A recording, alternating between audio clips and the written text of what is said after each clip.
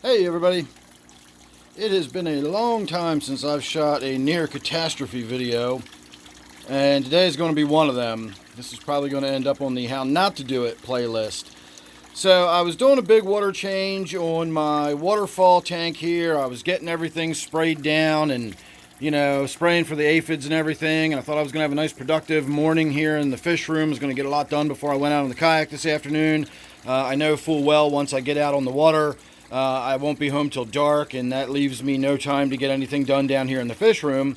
So I was trying to get all that done before I went out. I was going to bust out a bunch of water changes, maybe do a little tank maintenance here and there, and possibly even shoot an around the world update or something. So here I am working on the waterfall tank, getting everything sprayed. I then started doing a water change on my 20-gallon Angelfish tank, which also happens to have the light burned out. I'm not sure if it's the tube or the ballast or what, but the fixture wasn't working. I put the tube in a different fixture. It still didn't work, so presumably we need to just put a new tube in. So fair enough, I got a little floodlight there. I rigged it up. I've just got it setting on that so that it's not actually sitting directly on the glass. I don't want the hot element to crack my aquarium glass. I've got a lot of aquariums with cracked glass for that very reason. Setting lights on it directly like that is just way too hot, concentrated in one small spot, and you will break the glass down there. So I've just got it sitting up on a piece of foam to separate it a little bit from the glass. That's all that is. And I'm not really sure what all these weird colors on my lens is. I've probably got some finger smudge on there or something. The camera designers brilliantly put the fingerprint ID thing directly next to the camera lens, so every time I open my camera I've got to smudge my finger across the lens. So that's what that weird effect you're seeing there probably is, just my finger smudge. Anyway, while I'm doing this and working on this tank, I got the clever idea that I was going to work on my Brackish tank as well. I was going to do a big water change, and while I was doing that I was going to need to put a little bit more brackish water back in the tank. I've been refilling it with fresh water as of late, and this time I wanted to make sure I brought the salinity back up. I was going to do a fairly significant water change. So in the other room, right on the other side of this wall, I have a big 65-gallon container of RO water that I use for mixing up my brackish water. And so I put some salts in the bucket, and I got the water running, and the hose was going and filling the bucket up, and I figured I'd come in here real quick while that was going on and start doing some gravel vacuuming and doing some maintenance on this tank. And when I got in here, I found out that the filter was not running. Like, really not running. It was bone dry not running. And I didn't know what was going on, so I started tinkering with the filter. I touched the bottom where the little motor is, and it was warm, so I knew it was getting juice. I knew it was trying to run, and what probably happened was a little piece of grit got up in there and got in that impeller and jammed it up. And I don't know how long it had been gone without a filter, but it was going so long that all of the water in that filter had dried up. Now, that was probably from the warm motor in the bottom was probably drying it up quicker than if it was just sitting there covered. I mean, that would be, I don't even know how long it would take for just a thing of water sitting down here. That would take months and months. So I know it wasn't sitting there that long. I'm almost wondering if it didn't leak or drip out of the back or something, if I don't have a slow leak on this filter. So I'm going to be keeping my eyes on that. And so anyway, as I'm getting all distracted by this filter and trying to tinker with this filter, remember, I've already set a 5-gallon bucket filling in the other room while I'm doing this. And of course, I scoop up some water out of this tank in order to prime this. It's got to have water in it in order for it to actually start drawing more water up into it. So I walk around the corner, and that's when I saw the lake spreading across my basement floor. So once again, I flooded my basement from inattention, forgot I was filling that bucket, and the water came flowing through. And the way my basement is set up, unfortunately, the drain is all the way in that back corner. You can see how sweaty I am. Been down here trying to get this all cleaned up. So what happens is the water runs under here.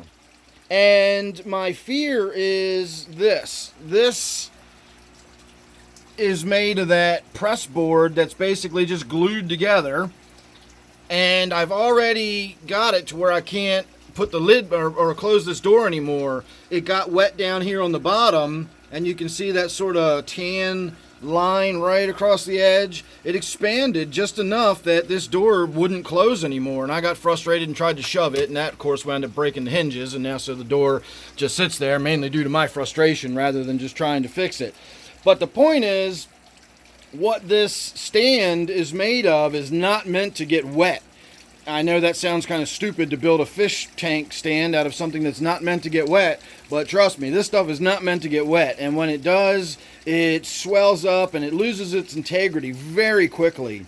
And I have nightmares of this thing just collapsing in the middle of the night, or anytime. Even if I was standing here, it's not like I could catch it.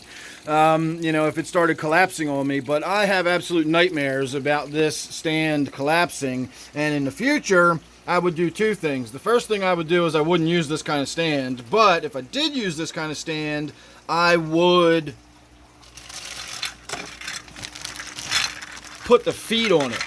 I never put the feet on it when I installed it. I don't know why, but I never did, and so now it sits directly on the basement floor, and any water that spills from this half of the house down, I don't know why, but it drains this way and towards us. There's no drain over in this end of the basement, but it drains in this direction.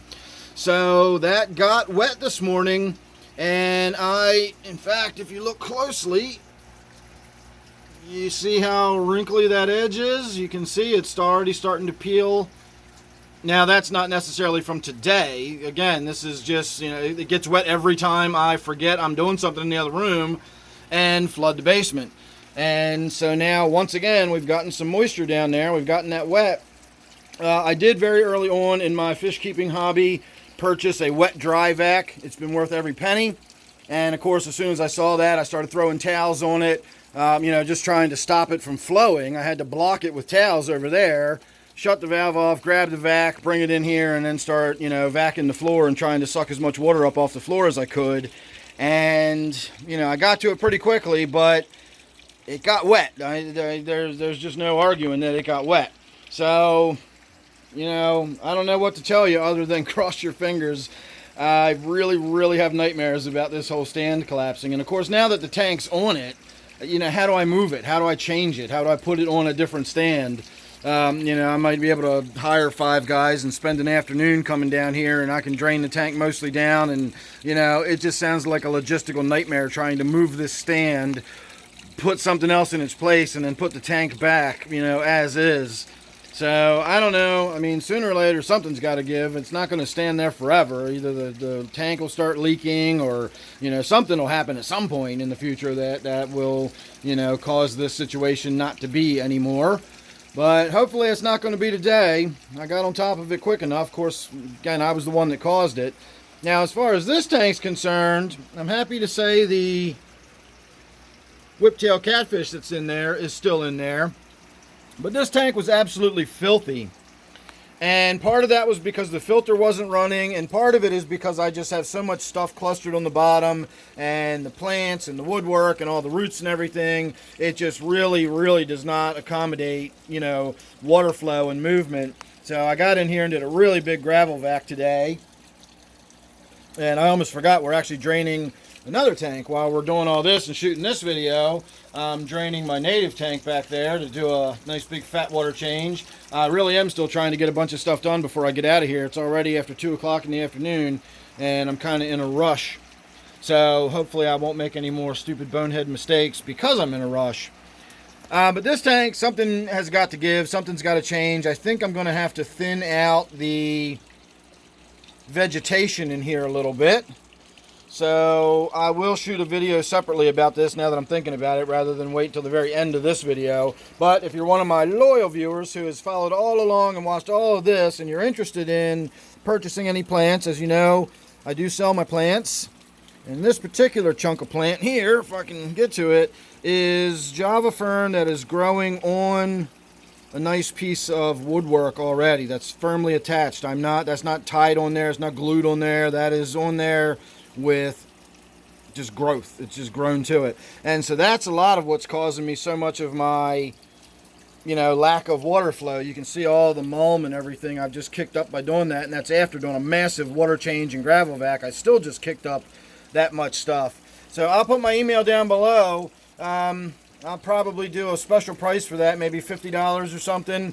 But that I'll sell that whole thing. I think I can probably get that boxed up in one of the large flat rate shipping boxes already pre-attached to that piece of wood. So if you're interested, the wood is sort of cut off kind of abruptly at both ends. It's got saw marks on it, but that is a nice chunk of Java fern growing on a piece of wood that's taken quite a long time to attach there. So if you're interested, check my email down below, and in a day or two I will go ahead and shoot a standalone video that'll only be a minute or two long, where I'm just sort of advertising that piece for sale, and so the probably larger public that doesn't necessarily sit through this whole entire video will find out about that. So first come, first serve. If you're interested, hit me up.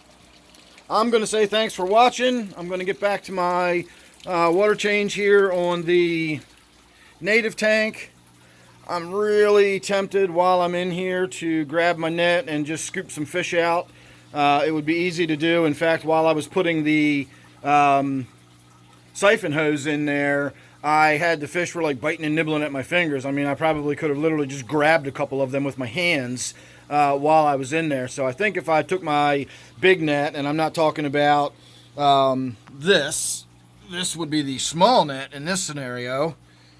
I could corral them with this net, and then I've got a big net that is basically wide enough that I would just take this whole piece of glass off this end and dip it in, and I could probably scoop out several fish at once by scooping that out. So that's how I plan on doing it. Maybe I'll try to get that on video if I ever get around to doing it. Again, it's probably going to be one of those scenarios where I just do it, and I'm going to do it spur of the moment, and I won't get it on video, but you never know. And on a final note, since I'm looking at it, that is the suckerfish that jumped out of the tank and was living in that little tiny tank for a day, if you remember. I wound up catching it with my bare hands and bringing it over here, and it's still alive and it still comes out at feeding time, but all the rest of the time it just lies in that corner like it's dead. It just lays there really still and doesn't move or go anywhere. The other suckerfish in the tank are quite active and actually will frequently swim in the water column with the other schooling fish. They don't just lie on the bottom all day. So it's weird how that one really does not get along with the others. It just lies down there in the bottom like it's sulking or something. So pretty soon it will be somewhere where it can run around free. I'm going to take it to a farm in upstate New York or something like that, and it'll be able to run free for the rest of its life. So make sure you're subscribed, and that way you won't miss anything I got coming up. You never know what it's going to be with me. Hopefully I'll have a little bit of outdoors video coming up here pretty soon. Maybe I'll catch some big fish today. Who knows? That's always fun. But if you're subscribed, you won't miss any of it. And I'm going to leave you here with a final look at my 125-gallon native tank. So thanks for watching. Remember to pay attention to what you're doing when you're doing these kind of things. And I'll see you on the next one.